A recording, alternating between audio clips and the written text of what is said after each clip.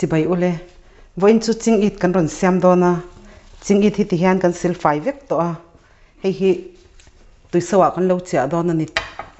tui po lo so to a gesi ka ofanga hian tui sawa hianin ei ka thlak dona ni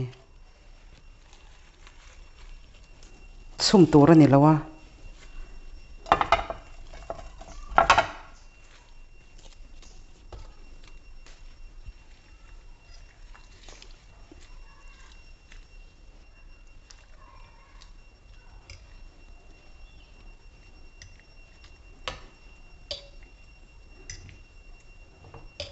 ti hianin rei lo te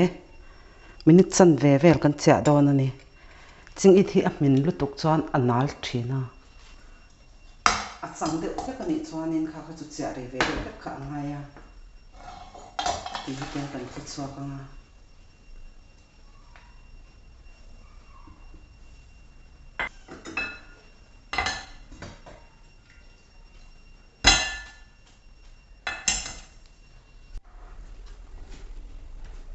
ti hian hi atui polo hul to a bol na tur thlenga hian kan la chuak don ani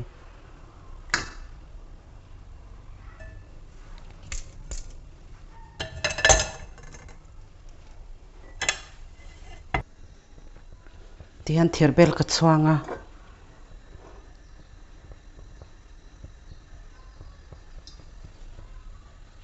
tel ka zulea tel kha kan nei rem chan ang kha man nei tur ania kan ching it bol tura hian chi le achino kha chu adu lo tan kha chuan tet lo mai tur ania an tel chuan po hei lo mui to gesi ka da sima heta hianin purun var le so thing azu thlak don ani purun var so thing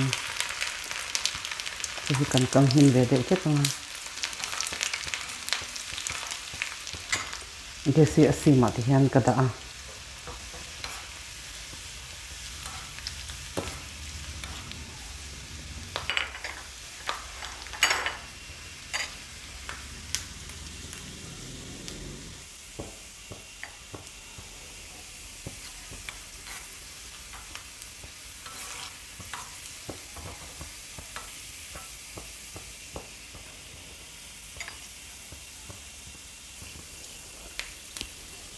hian hei pun var te poi lo min ve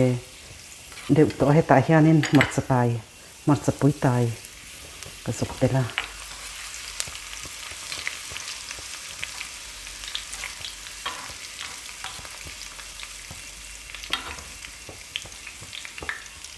hi kan lo kang hin ve deuh don ani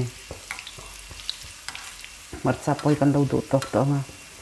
gesi ka ofanga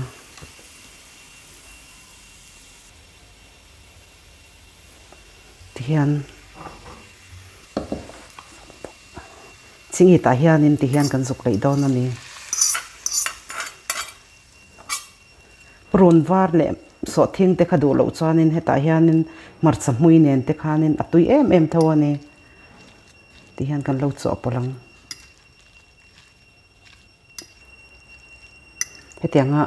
chingi than siam te he tui em a siam hi ol sam box ya thain ti zong te ni chuan in lo siam ve don ania ka chinen min lo clear saka wangin kalome